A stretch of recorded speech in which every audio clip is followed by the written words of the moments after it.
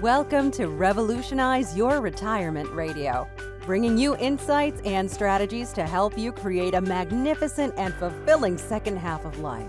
Here's your host, certified professional retirement coach and best-selling author, Dr. Dorian Mintzer. I want to welcome everybody to my fourth Tuesday Revolutionize Your Retirement interview with expert series. I'm Dorian Mintzer, owner of Revolutionize Retire and your host for the series. So, without any further ado, I want to introduce you to our wonderful guest, Dr. Teresa Amabile. She's the Enfield Brighton Ford Professor of Business Administration Emerita at the Harvard Business School. And her most recent book, which we'll be talking about today, is Retiring, Creating a Life That Works for You, which presents insights from a decade of research on the psychological, social, and life restructuring challenges of retiring. Her colleagues, Lotte Bailyn, Marcy Crary, Douglas Hall, and Kathy Kram collaborated on the work. Before turning her research interest to the retirement transition, Teresa devoted over 40 years to researching creativity and innovation. Extending that work, she studied how everyday life inside organizations can influence people and their creativity by affecting inner work life, the confluence of motivation, emotions, and perceptions. The findings of that research appear in her co-authored book with Stephen Kramer, The Progress Principle, Using Small Wins to Ignite Joy, Engagement, and Creativity at Work. Teresa's work has appeared in over 100 scholarly journal articles and a variety of other outlets, including the Harvard Business Review, and she's presented her work to audiences in a variety of settings, including Pixar, Genentech, TEDx Atlanta, Apple, Pfizer, and the World Economic Forum in Davos. She consults with companies and nonprofits and has served on a number of boards. He's received a variety of awards, including the Distinguished Scholar Award from the Society for Personality and Social Psychology, the Lifetime Achievement Award from the Academy of Management's Organizational Behavior Division, and the election to the 2024 Thinkers 50 Hall of Fame. I'm so delighted to have you with us today, Teresa. I should say Dr. Teresa Amabile, but we're going to be informal, and I'm going to call you Teresa and call me Dory. Yes, let's be on a first name basis. And I'm so delighted to be here with you and your listeners, Dory.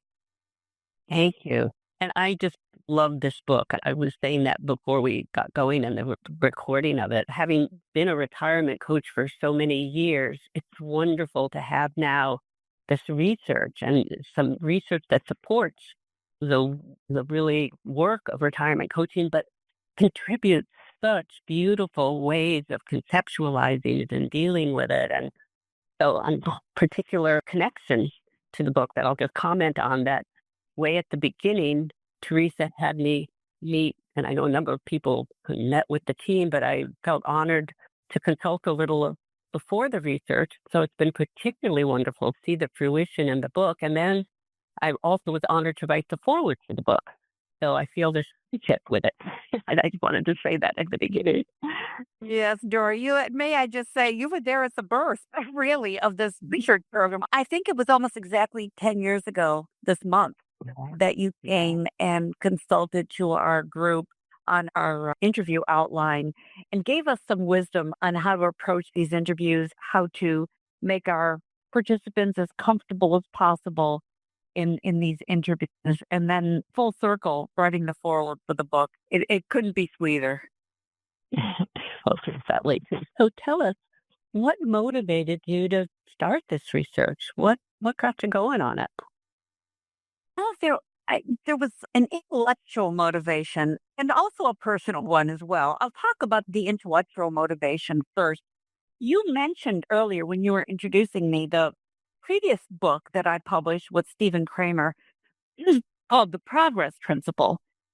And in that book, we looked at people's inner work lives as they were trying to do creative work every day inside organizations.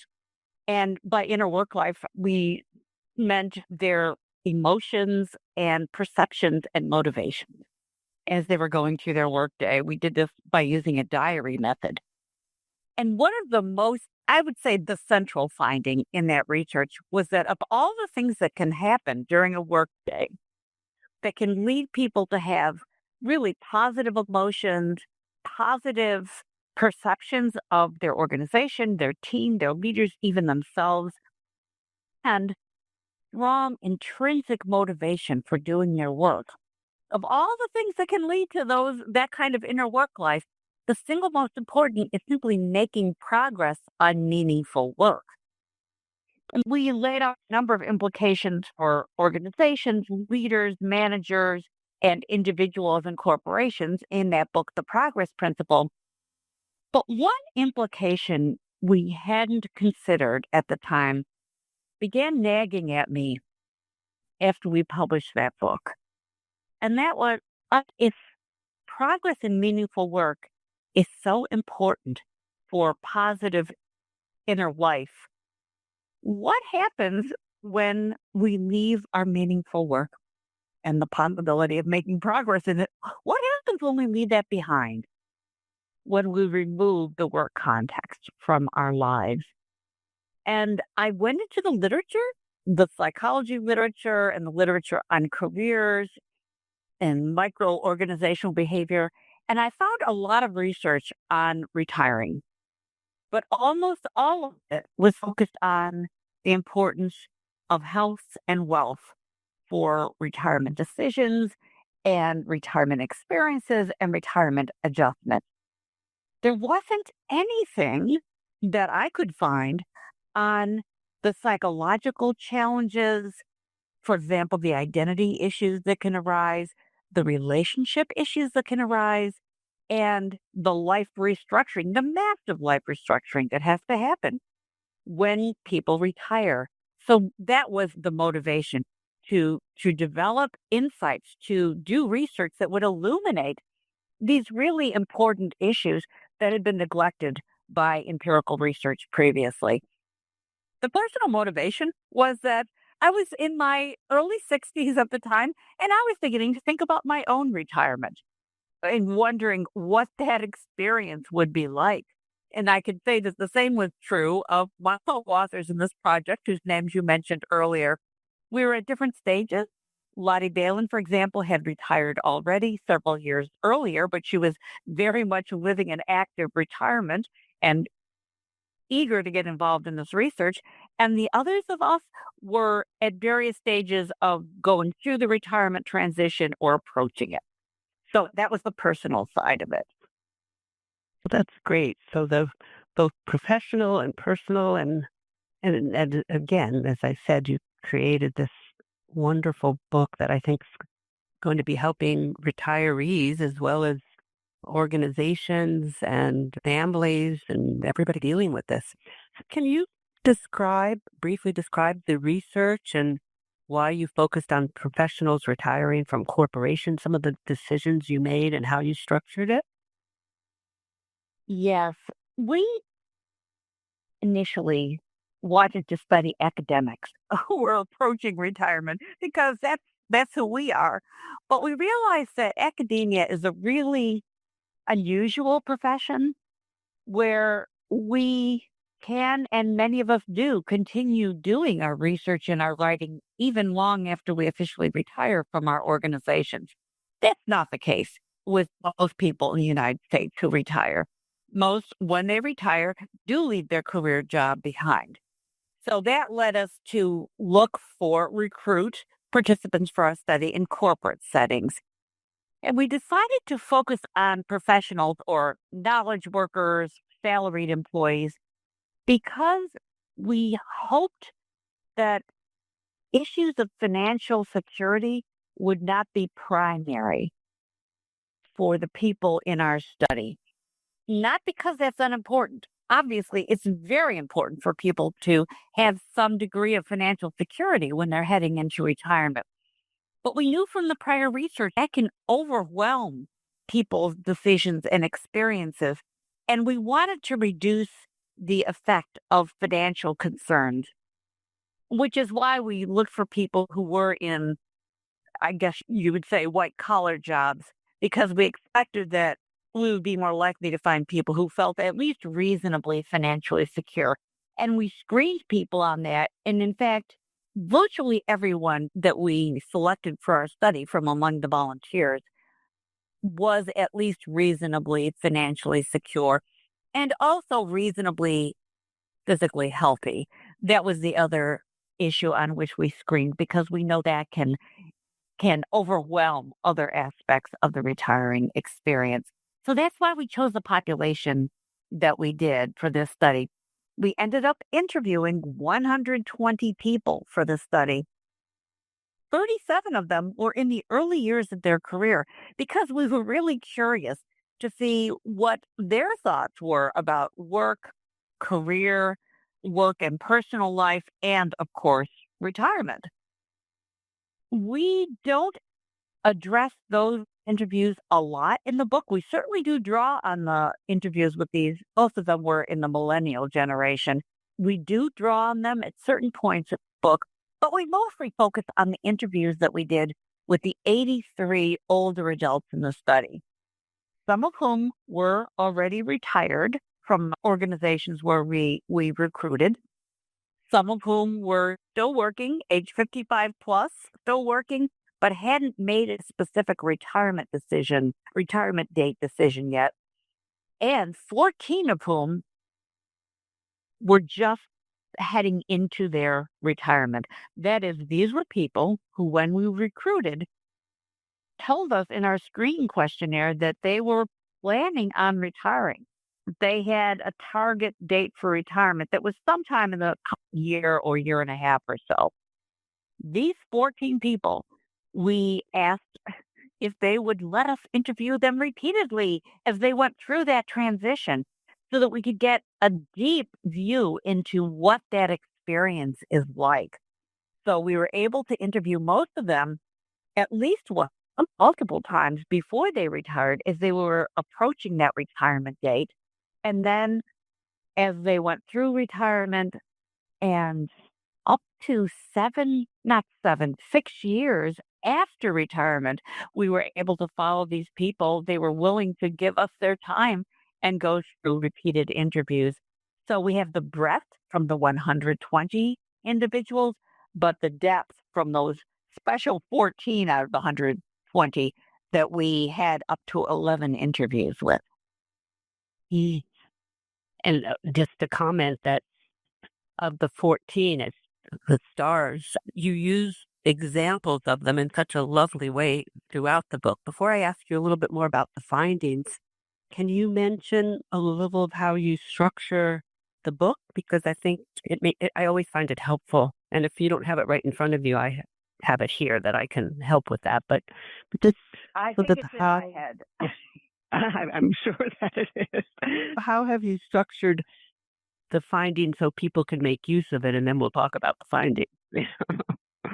Yeah, we structured the book by putting all of the details about the research in an appendix.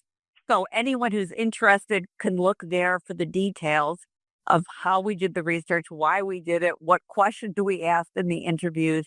And by the way, we also gave our interviewees a week of electronic daily diaries to fill out before we did each interview. And we had some long background surveys that we gave people to get a sense of their job histories and their demographic characteristics, their marital status, their number of children and grandchildren, and their personality characteristics. So all of that is in an appendix. The way we structured the book was to introduce people to the questions about retiring that arise for many people as they're approaching that point in life. Questions that haven't really been answered yet by research. We talk about the retirement attitudes of the people in our study, and this includes the millennials. We talk about what was surprising about these retirement attitudes. And we introduce people to the stars. Those are the 14 people we followed across time. We call them the stars because we do feature their stories prominently in the book. And we introduce people to the book, to the chapters. So we give a little preview of the chapters in our introductory chapter. And then the first chapter talks about our first finding, which is, interestingly, it takes work to stop working. So retiring takes work. And we lay out that finding. We talk about what the work of retiring involves. And the rest of the book is pretty much structured on the different tasks. We call them developmental tasks. These are the tasks that people have to engage in order to fully complete their retirement transition. And that is another one of our main findings, that there are 4 developmental tasks that people have to do. So the next chapter of the book deals with the first task, and that is making the retirement decision. And we illustrate the varieties of ways in which people approach that decision and the difficulties that many people have with that decision, as well as how they meet those difficulties. We illustrate all of that by featuring cases of 2 of the stars in the book. The next chapter deals with the second task, and that is detaching from your work. Not only detaching tangibly by filling out the HR paperwork and getting on Social Security and all of that, but also, and with more difficulty in many cases, detaching psychologically from your work and from that working identity that you had for so long. Whether you liked your work or not, you are in many ways bound up with it psychologically. So we talk about that, illustrating that challenge with another couple of stories from our stars. I should mention, many people find these tasks, this work of retiring, to be quite enjoyable. I don't want to make it sound like it's all drudgery. It can be very enjoyable, but it's not without its challenges. It does take time and attention and effort. The next chapter deals with the third task of retiring, which is exploring and experimenting with activities and places to be and relationships and possibly groups and organizations to become part of in order to build a provisional retirement life for yourself after you retire. This exploration, of course, can start way before retirement. And by the way, the task of detaching, the previous one that I talked about, that can start, the psychological detachment can and often does start before the retirement day. But it's important to have an open and exploratory frame of mind going into the third task. Not that everything you try out is going to stick or feel right for you, but that you're going to have a period of provisionality in your retirement life and give yourself that grace of that time and that exploration. And the final task is to look at the elements of that provisional retirement life and consolidate your life around the things that seem to be working best for you. The relationships that seem to be working best, the activities that you're finding most satisfying, most fulfilling, the groups, organizations, the places where you've been spending time that you would really like to focus, and to consolidate your life into a more or less satisfying and settled routine and rhythm. You're no longer feeling an urgency to figure retirement out, but you feel like you're more or less settled, at least for the foreseeable future. So that's the main structure of the book. It's around the 4 tasks of retiring. And then in the last chapter, we talk about the role of others in the retirement transition, others being the family members of the person who's retiring, life partner, adult children, grandchildren, perhaps, friends and colleagues. Importantly, the organization that the person is retiring from. We did make some important discoveries for organizations because they can have a significant impact on the retirement experience. And finally, we end with a chapter where we bring it all together and give people several practical exercises that they can engage in to help them through their own retirement transit. Great. And you also, just to add, I think it's in the appendix, you have some of the exercises that you had people do. So it's really a book that can really help you in the whole transition process yourself. But in addition, is just a fabulous frame. So I want to get back to some of the research, but I just find it helpful when listeners have a sense of how it's structured, and because you really give the gift of structuring it in a way that people can really use. And I think that's really important. Let's talk a little about what some of the surprises were. One of the ones you said was retiring takes work. What are some of the other surprises that you had? And let's start with that. There were quite a few, actually. And yes, it was surprising to see all the work that is involved in retiring. Another surprise is that is something that I hinted at earlier when I mentioned that we got at people's retirement attitudes. We did that with a word association game where we said, just say the first thing that pops into your head when you hear the words that I'm going to go through. And they were all words related somehow to career or work or employment or retirement or being retired. And one of the words, not surprisingly, was retirement. And when we looked at the things that popped into the heads of the people who were age 55 plus, still working, but obviously, in terms of their age, they were approaching retirement. We were so surprised by the frequency with which people gave us negative associations. In fact, the two most common word associations were scary and never, which just floored me. Never. These people are age 55 plus and they're saying, never, not me, no retirement. And other words like unknown and far away. So that was a big surprise to see the level of dread that many people experience as they think about retirement, even when they're in the later years of their career. Of course, some people, many, had some positive associations, things like wonderful and relaxation, but not as many have had these negative associations. So that was a surprise. And keep in mind, these people were all at least reasonably financially secure. So it really wasn't primarily money that they were worried about. So that dread was a big surprise.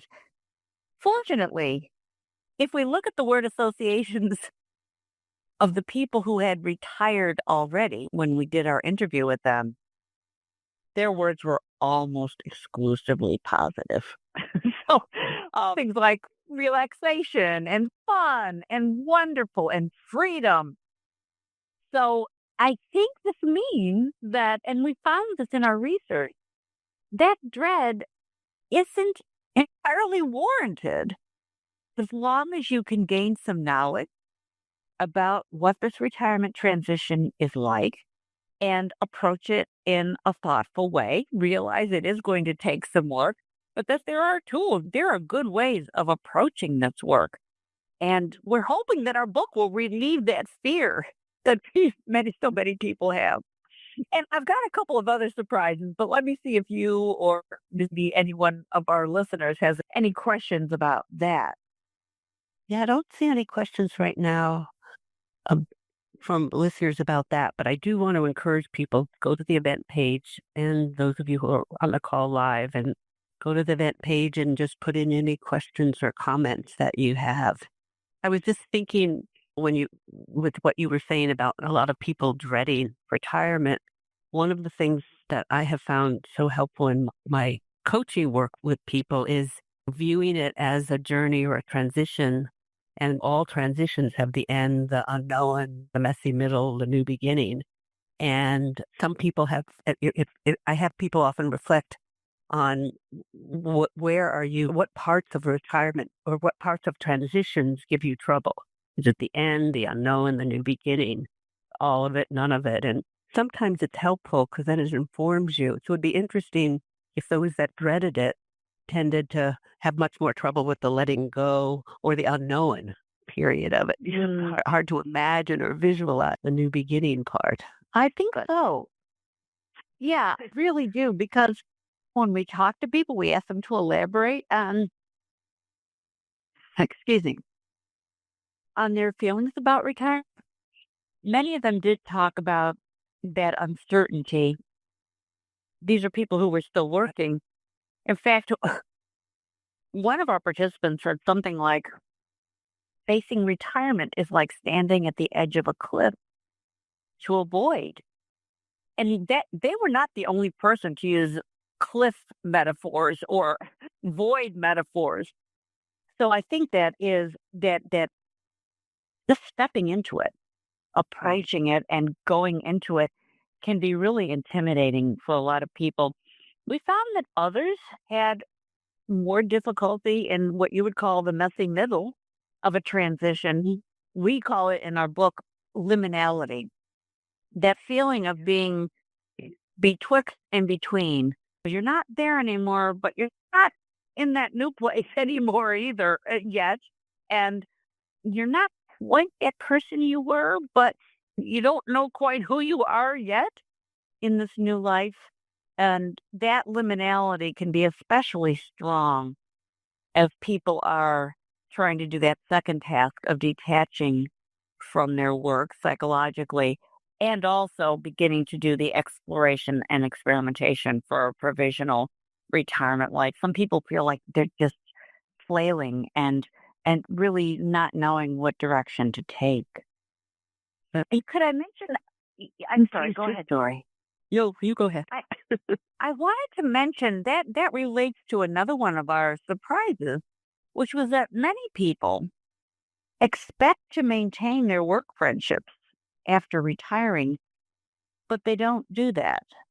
It just doesn't happen. And some months or maybe a year after retiring, they say, it's so interesting. I felt so close to, in some cases, there were people that they had worked with for decades.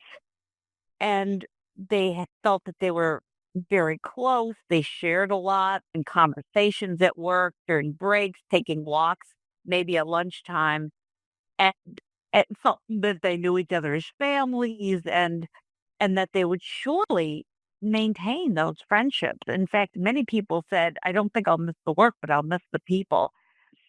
And yet, although some did maintain those friendships or some of those friendships afterwards, many didn't. And they were really surprised at that. And as we looked at what they said and what was going on in their lives, it seemed that there were a couple of reasons for that. One was that they simply lost that day-to-day proximity to the person. And we know from years of social psychological research that proximity is a huge determinant of friendship ties. And the other is that they felt that they had less in common. They would maybe get together for lunch on the weekend or coffee on a weekend with a work friend after they retired. And they would find that there was just less to talk about because they were out of the out of the daily stream of each other's work lives, certainly, but also each other's personal lives. The chit chat in the break room just wasn't happening any longer. So they felt that those friendships, in some cases, were just naturally coming to an end. It wasn't. In some cases, it felt really sad to people. In many cases, it didn't. It just felt, okay, I can see why this is happening. And many people did find ways of developing rich relationship networks after they retired. So it's not like it was a net loss. It was a change in their relationship network. Yeah. Yeah, that's just so interesting. Any other sort of surprises that? There's one more I would mention, and that is that many people who were pre-retirement, the older adults who were still working, said that they felt it was really important to have a plan for what they were going to do with themselves after they retired. If they talked about, gosh, I don't want to feel like I'm leaping off a cliff into nothingness, they would say, so I want to have a plan of something I'm going to do, something I'm going to go to. And when we looked at the interviews of the people who had retired already, when we interviewed them, they often reported that it took them a while to figure out what they wanted to do with their time. They're now 35, 40, 50, or 60 hours a week that they used to spend working. Now, what are they going to do with it? So I think that was another surprise for us, and the surprise certainly for these participants that often they said, I thought that I would have a plan in place when I retired, but I ended up, or things were so busy at work, whatever was going on in their lives, I didn't really have a plan. So that was a bit of a surprise to many people and to us. That's very interesting too. And sometimes when people come in for retirement coaching, some come in way ahead and really the importance of plan is clear, and others might come in after the fact, something's missing or I don't know what it is kind of thing, and talk about not having thought through ahead of time. And again, the beauty of your work is now we have some research findings that help us understand it. In your book, you say there's no single best way to retire. Can you expand on that? And did you see some approaches that were better than others, and maybe some examples from some of the people, the stars? Yeah. Can I start with a confession? Please. I think in my heart of hearts, I was hoping that we would find something like a silver bullet. As long as you have financial security, reasonable financial security, and you're reasonably healthy, all you need to do are these three things, and you'll have a really satisfying retirement life and a smooth transition into that life. Of course, that was silly. And I don't know if I really believed we would find that, but we saw so many different routes. And this is one of the most encouraging things about our research findings. We saw many different routes to a smooth transition into a satisfying retirement life. Let me just give you a few examples. The stars we call Irene and Margaret both worked full time, very busy, right up until their last day at work.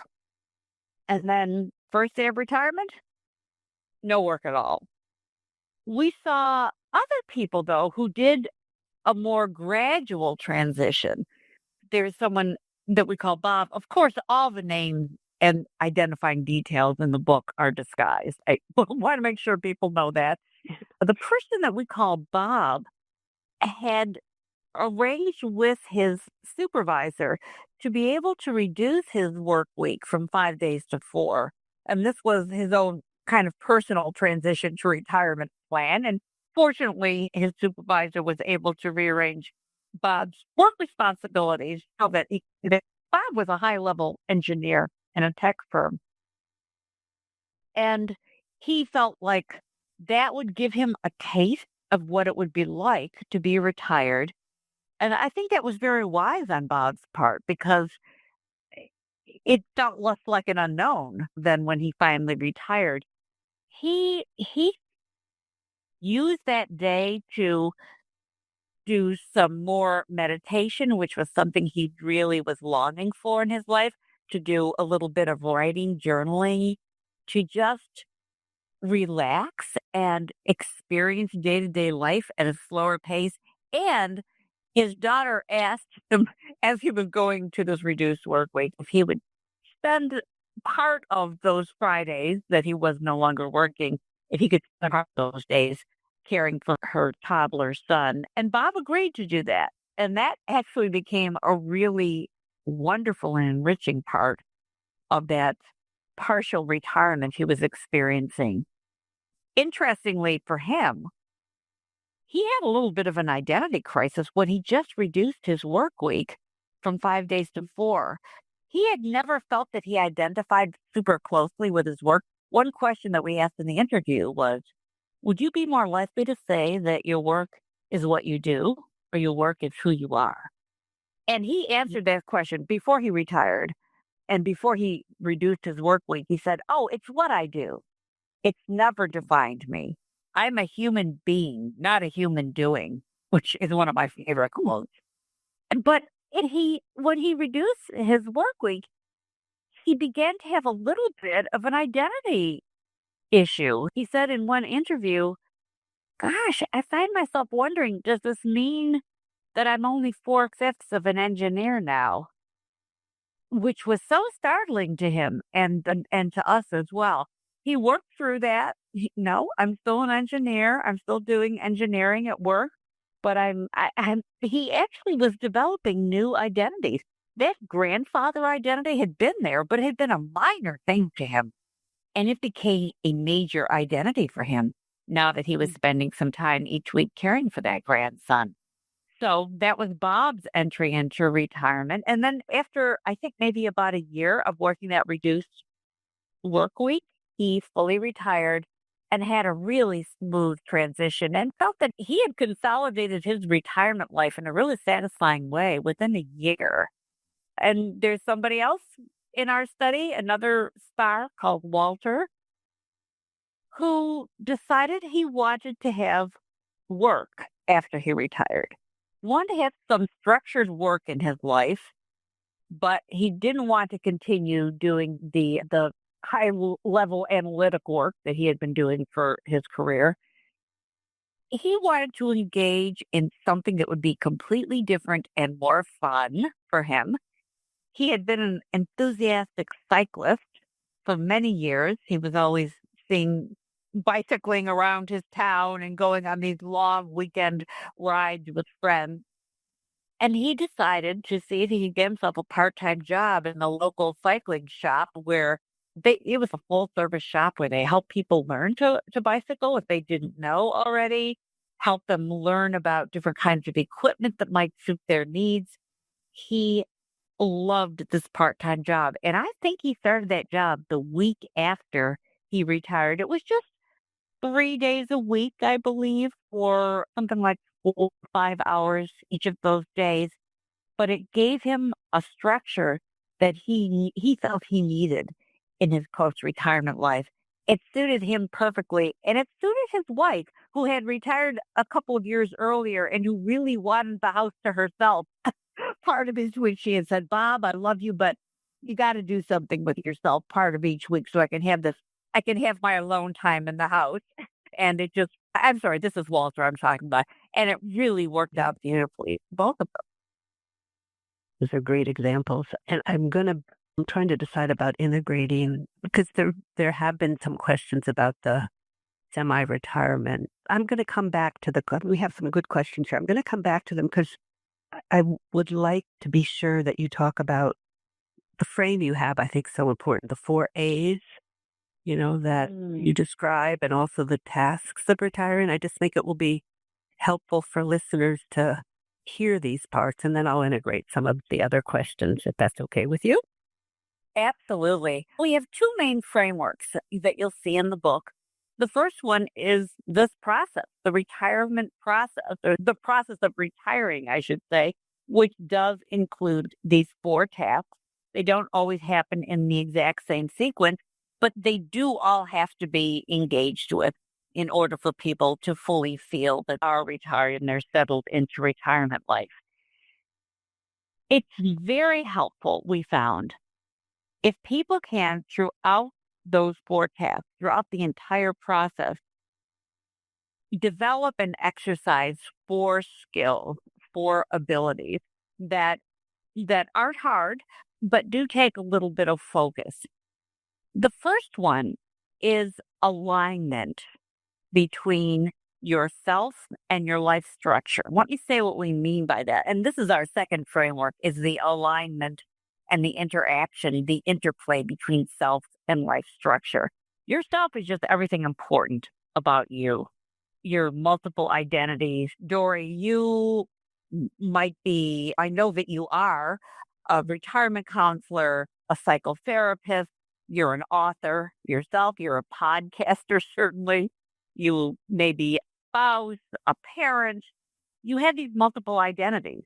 But there are other important things about yourself, your values, what is most important to you to live as a value in your life. What are your most important needs, interests, priorities as you are now? So we encourage people to think about that self, all aspects of self, and to also think about all aspects of their life structure. Life structure just includes everything important in your life, your main activities, which, if you're still in your career, involve work. Your main activities at work, outside of work, your main relationships, your groups and organizations that you belong to, and the places that you spend your time. We call these the contexts of your life, and the interactions within and between those contexts. Very often, a place where you spend your time have important relationships for you in your life. And are those relationships and those activities aligned, or do they sometimes conflict with each other? And the alignment between self and life structure is what we encourage people to work toward throughout the entire transition. And that is to assess who you really are at this point in your life and the extent to which your life structure aligns with or fits the person you are now. And you can only do that if you develop the second A, which is awareness. I was just talking about knowing yourself and who you are. What are your most important identities? What are your important priorities and values and needs right now? And what's most important to you in your life structure? If you're seeing that the life structure isn't quite suitable for who you are, or it doesn't look like it's viable for the longer term, maybe that career of yours is just beginning to wear you out, stress you out to an extent that you feel is unsupportable for the longer term, then you can exercise the third A, which is agency. And that is to change something about your life structure. It could be a minor tweak in one of your contexts or major change in one or more contexts, like removing career from your life structure and maybe at the same time moving where you live and developing new relationships in that new place. It can involve minor tweaks, major changes. And you might also decide to want to exercise some agency in changing something about yourself. And that's what you psychotherapists and counselors can help us do. If there is something we would like to change about self so that it aligns better with the life structure that we have or the aspirational self we would like to become. The fourth A depends on the fact that, you self can influence the life structure, but the life structure is also going to be influencing the self. For example, when Bob said yes to his daughter's request to take care of that grandson, that influence, that change in his life structure, Friday mornings with the little one, that change in his life structure led to a change in his self, his identity. So your life structure is always impacting you. And sometimes it's because of something you changed voluntarily in your life structure. And sometimes it's because of something you have no control over, either welcome or unwelcome. Maybe it's the birth of a grandchild. That could be a very welcome event, but it's not something that you control. It's something that you need to adapt to in your life. Or the external world might throw something at you, the global pandemic. There wasn't any way that we should control that, but we all did have to develop adaptability. And some of us adapted better than others. So those are the 4 A's to exercise throughout those 4 tasks: alignment, awareness, agency, and adaptability. I just think that's such a valuable contribution of just putting it as a framework and so succinctly. And so I want you to also share the 4 tasks that you've discovered about retiring, and then I'm going to move into some of the questions. But again, I think this incredible contribution of these tasks is really helpful. The tasks are the ones that I laid out earlier when I was talking about the work of retiring. When you asked me that question about the surprises, the first one was, retiring takes work. And that work consists of 4 tasks. So that framework of the 4 tasks and how the work unfolds across the 4 tasks is the other major framework we have in the book that came out of the data that we had. First task, deciding when and how to retire. The second task, detaching from work. The third task, exploring and experimenting to build a provisional retirement life structure. And the fourth task, consolidating a more or less settled retirement life structure. So, what are some of the challenges that you discovered about each of these tasks?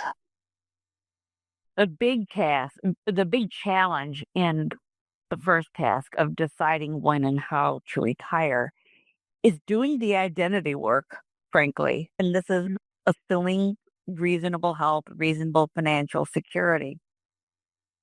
Figuring out how to answer the question, who will I be without my work? And the question, what will my life be without my work?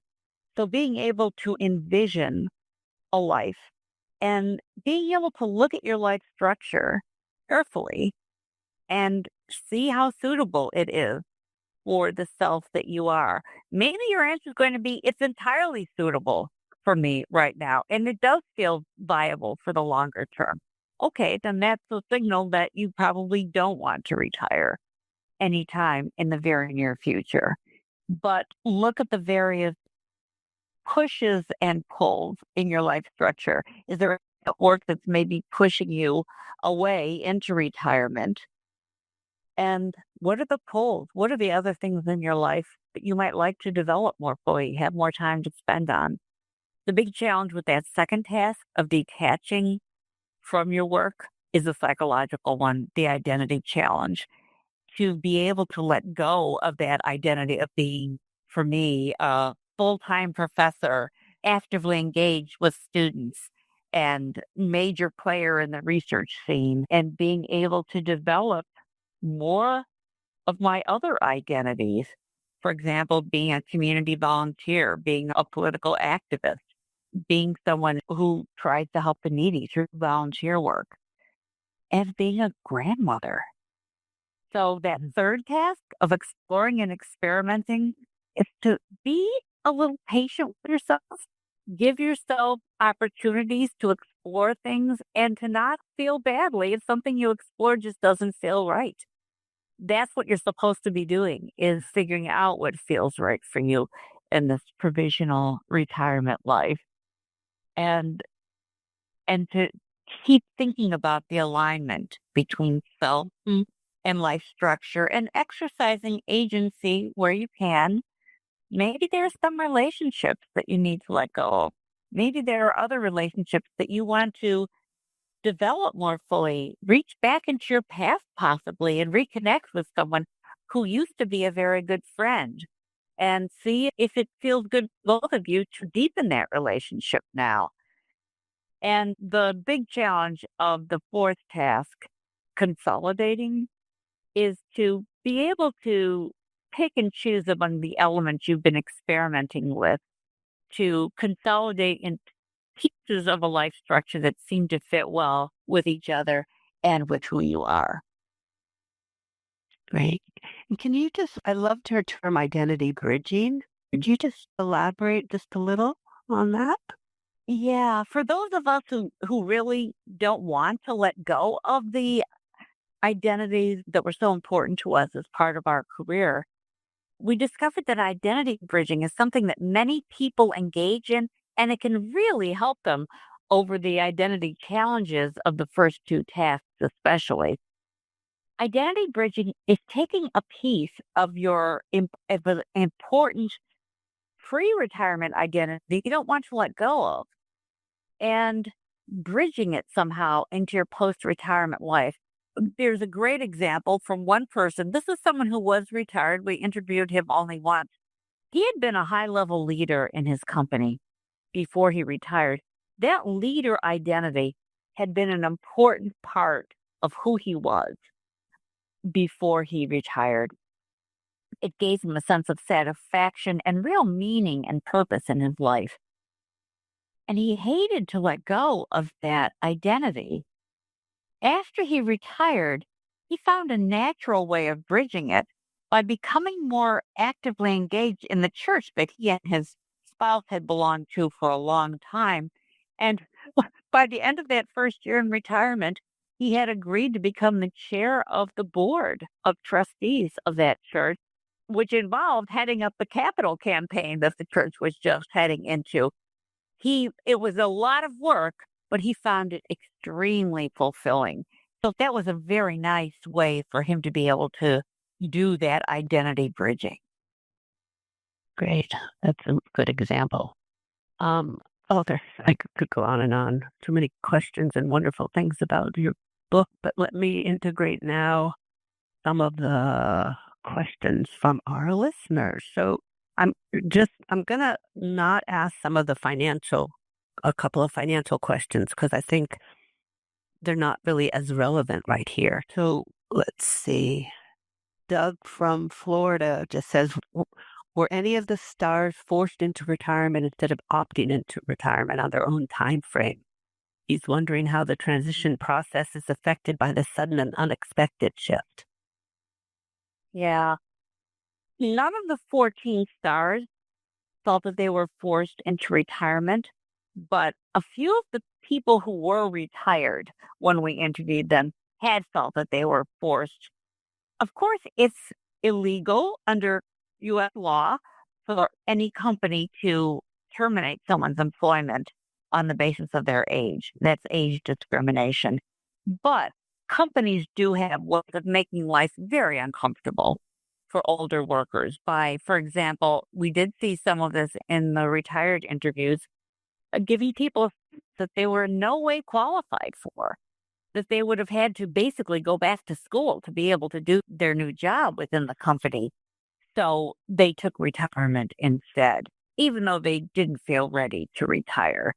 There was one person who was very high up. In fact, he was on the executive team of his division of the company, who felt forced into retirement because his new supervisor, the person in the C-suite at headquarters, for his work and gave him the first negative performance review he'd ever had when they first met. Told him, hey, I don't like what you're doing. I don't like the way you've been doing it.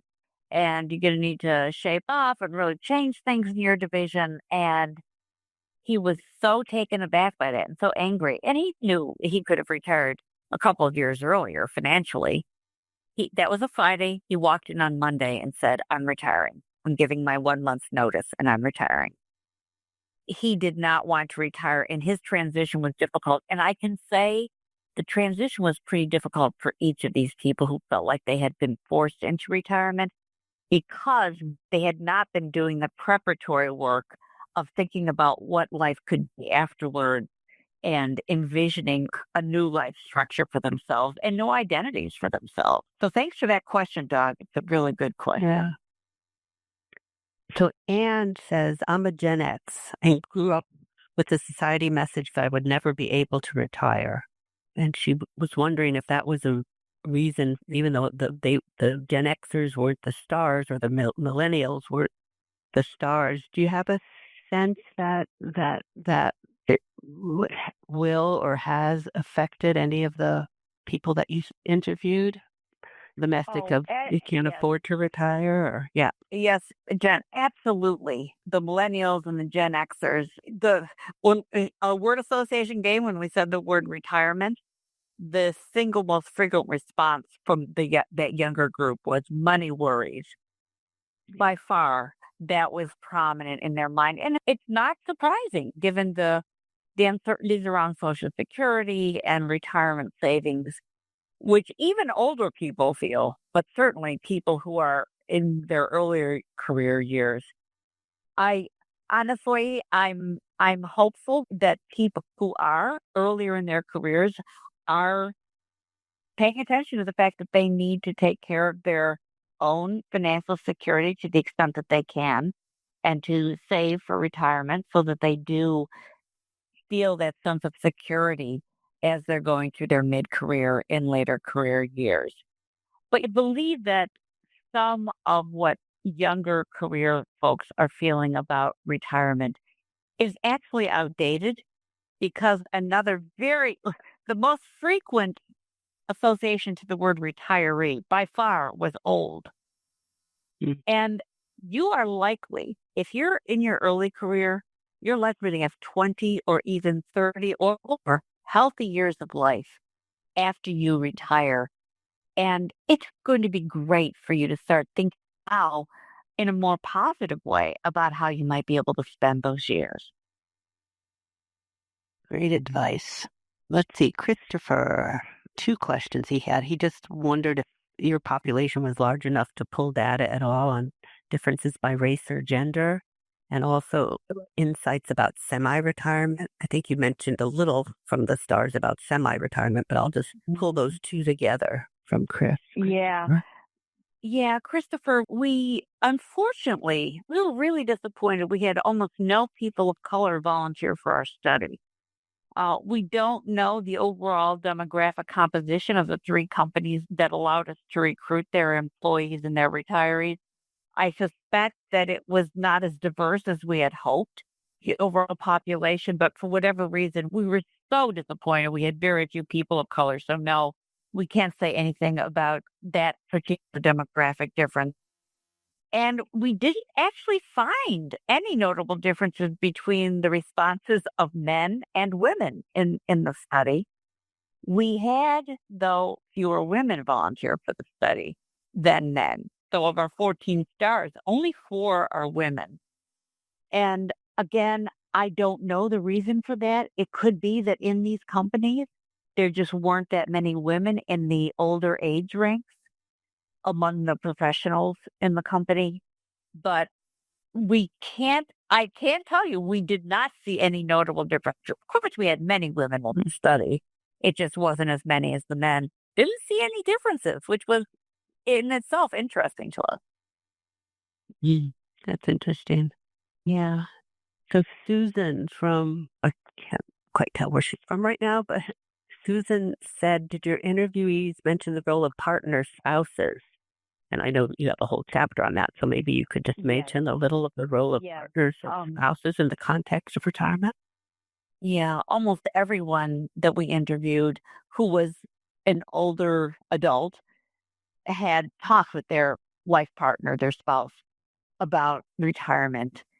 But there was a huge range in the extent to which they involved that person in the specific decision about exactly when to retire and whether to try to do a transition to retirement where they were working part-time first, if their company allowed that. Some consulted with their spouse very closely on that, and others didn't. And I think that reflected the nature of the spousal relationship beforehand. In retirement, there were a lot of surprises in the spousal relationship for people. Some who had felt they had a very strong connection, a very solid relationship. They knew each other well for those decades that they were raising a family and being very busy in their 2 careers. Was really surprised when they were both retired to find themselves looking at each other across the living room thinking, who are you? Wow, this is someone I'm not sure I know. In many cases, there were delightful surprises, intellectual interest or interests that people had in exploring something new that their spouse shared. In other cases, there was a lot of startle in, wow, I didn't know that this person was interested in that, or I didn't know that person had that political attitude. There was a lot of adjustment involved, not only getting to know each other, but also who's going to be in what spaces in our house when, and do you want him in space to yourself, or to what extent are we going to expect to do things together or separately? So there's a lot of negotiation that has to go on. That does remind me of the book I co-authored about the couple's retirement puzzle that gets into some of those parts of it too.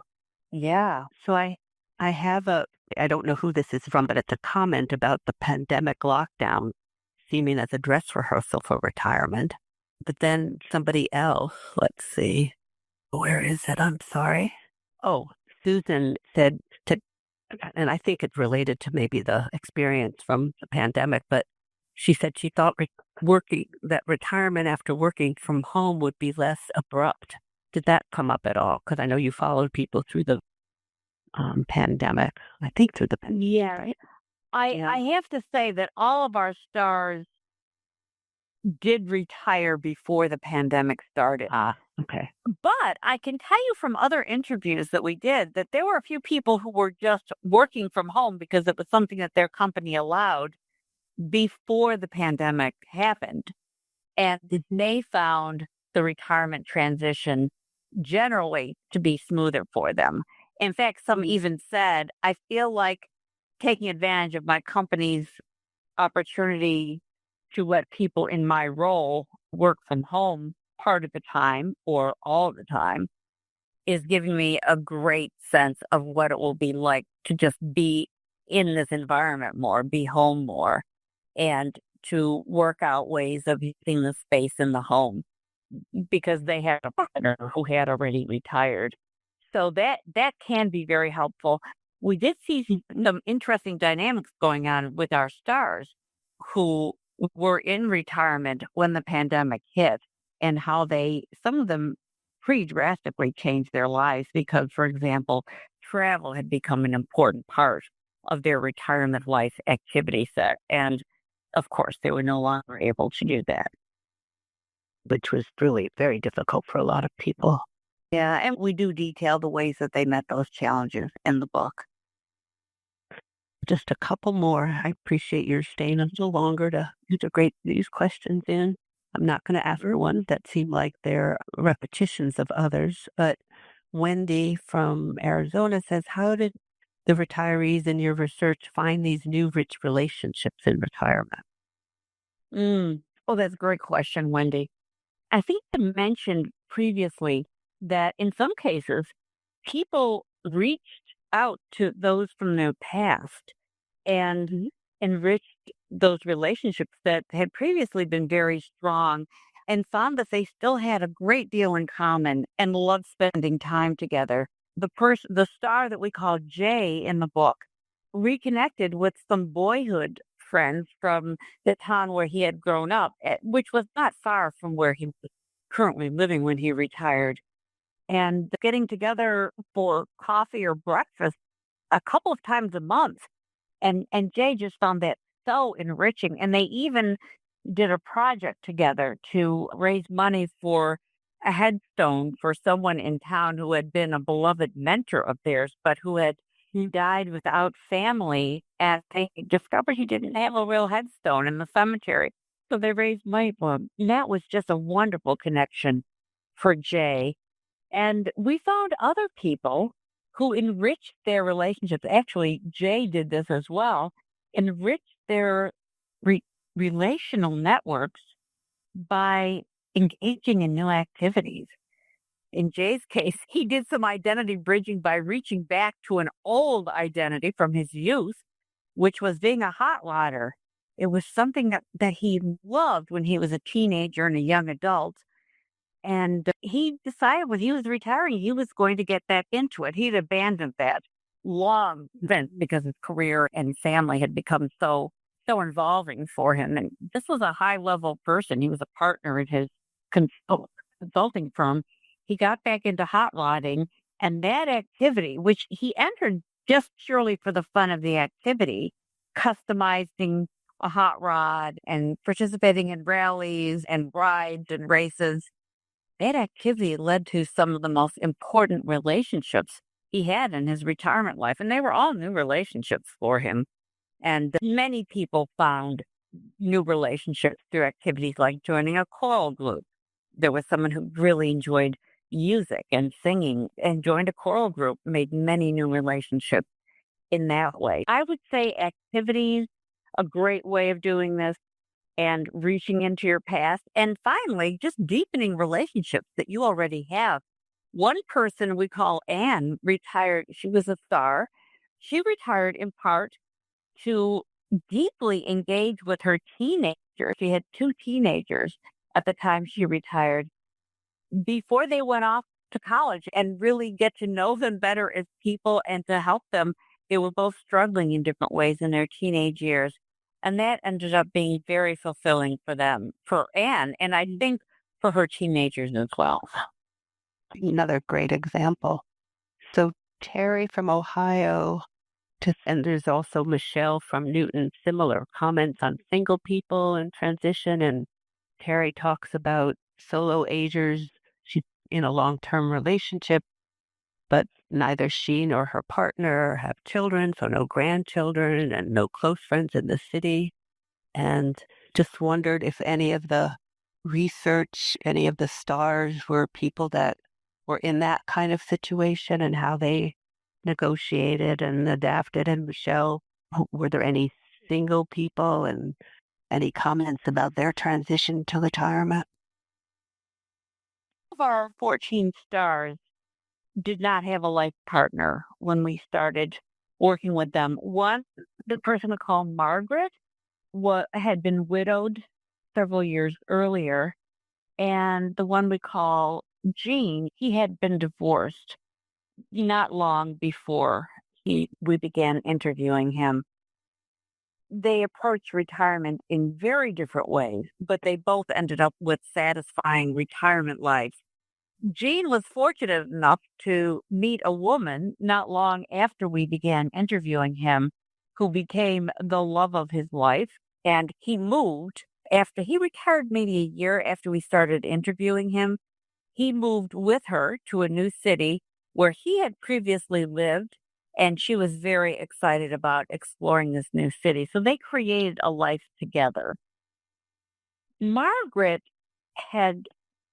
was a real introvert. She didn't have a large relational network. In fact, it was quite small when she retired. She had some work friends, but they weren't close friends. But there was one friend that had been very important in her life, a woman she had met in grad school decades earlier, and they had stayed close. They continued to live in the same city, and they had stayed close for all those years, even though this friend did have a life partner and had a couple of grown children. They had engaged in activities together throughout their adult lives. And after Margaret retired, they began to take some nice trips together. They had taken more day trips previously, but they took some very nice trips together. And this is really important. Margaret realized that she would need to expand her relational network, that although Trudy was a very important friend to her, she couldn't build less on that one friendship. So she did begin to engage in some activity. She joined a gym where the exercise classes led to some very nice friendships for her. And she also joined a spirituality group. It wasn't a church group exactly, but a spirituality group where she also made some new friends who became good and close friends. So I think her strategy of at least slightly expanding that relational network, Margaret's never going to be someone who has a lot of friends, but slightly expanding the relational network was crucially important for her. And I think that that's something that single people who are retiring should really think about doing. Very helpful. Thank you. And I'm just, again, to comment to people that, with the chapters and the stories about the task, you really learn the different ways many of these stars have been trying to cope. All right, just two more questions and we're going to wrap it up. So Bob from Massachusetts says, you talk about speaking with those stars whose identities were very much a part of their work selves. Can you give us a sense of the percentage of people who were work identity independent? And did that help them have an easier transition? And what were their challenges? That's an interesting question. I had thought that people who identified closely with their work would really have a tough time retiring. There were some who did, who spent a long time trying to do that psychological detaching, but others did not, interestingly. And conversely, we found that some people who didn't identify closely with their work or didn't think that they had identified closely with their work had a more difficult time. So it wasn't as simple as a one-to-one relationship. I can tell you, though, that the people who identified closely with their work, like Jay, the consulting firm partner that I was talking about a few minutes ago, the hot rodder, he said, my work is who I am. When I interviewed him before he retired, he said, absolutely who I am. It's occupied not only most of my time, but most of my mind space for decades now. But because of that new activity or that renewed activity that he engaged in, which became an important part of his life, he was able to do that detachment. Now, keep in mind, it took him 5 years to go from what he called working Jay to, in his own mind, quote, retired Jay. 5 years. But that was in part because he continued to do a little bit of work for his consulting firm on a contract basis because they begged him to do it. There were some projects that they really needed him for. So I think it was keeping a toe into that firm that took him so long. But honestly, he really did begin to develop strong new identities, which eventually just completely eclipsed the working Jay identity. And Irene, another star, was someone who's, oh, my work is what I do. It's not who I am. We interviewed her a few times before she retired.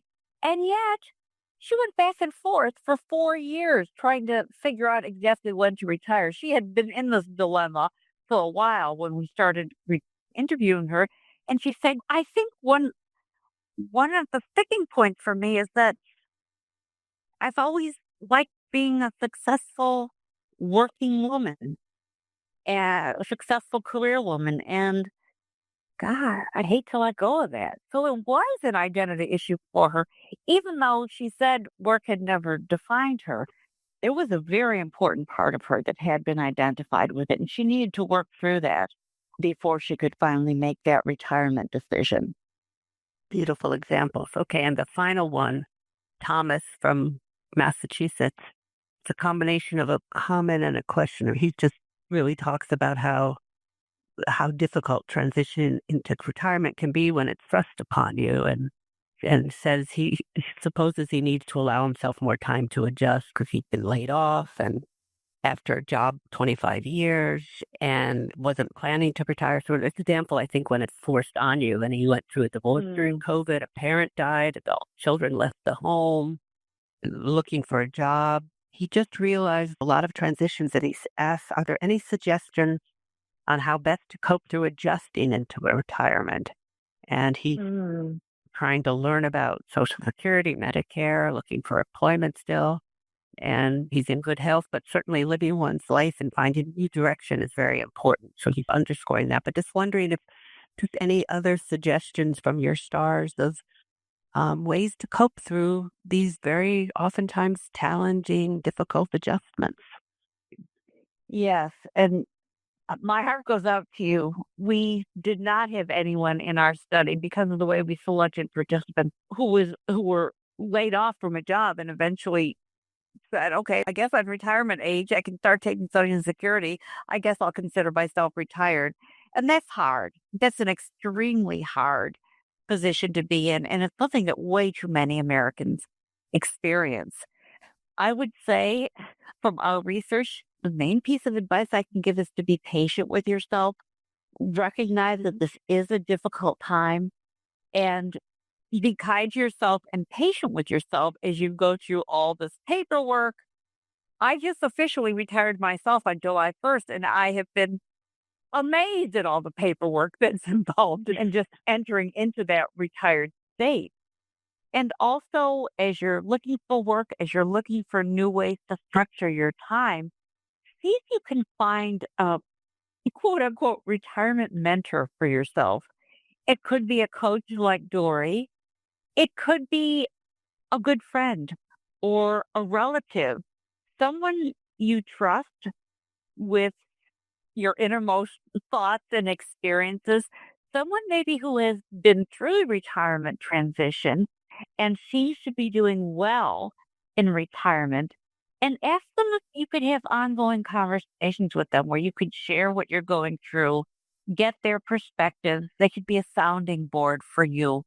Having one or maybe two trusted people in your life who can serve that function for you can make all the difference. And having someone like that turned out to be very important for some of the people in our study. So I wish you well and Great. urge you to be patient and kind with yourself. Great. This has just been wonderful. I can't thank you enough, Teresa. Your insights and the research that you and your team have done. I think it's a gift that you've given to people, and I think to corporations, HR people thinking about or even in retirement now. So I want to thank you, but I also wonder what final takeaway, and I'm so appreciative that we went even longer than I was anticipating, but I hope it's okay with you. The final takeaway. It was a fascinating conversation. I think my final takeaway is to be prepared to do the work of retiring, but find ways, if you can, to make it joyful work. Because we know from the stories of many of the people that we interviewed that it can be a truly exciting and enjoyable time of life if you can have the patience for yourself and to realize that it's a process that will take some time. And I wish everyone all the best. Thank you so much, and thanks for taking time out of your busy schedule and doing this wonderful work and research. So hopefully you can enjoy your retirement too. Thank you, Dory. Thank you so much for giving me this opportunity to connect with your listeners. Great. Thanks. Take care, everybody. You Bye-bye. too. You've been listening to Revolutionize Your Retirement Radio with Dr. Dorian Mintzer. To learn more about the resources mentioned on today's show, listen to past episodes, or download our free retirement transition guide, visit revolutionizeyourretirementradio.com.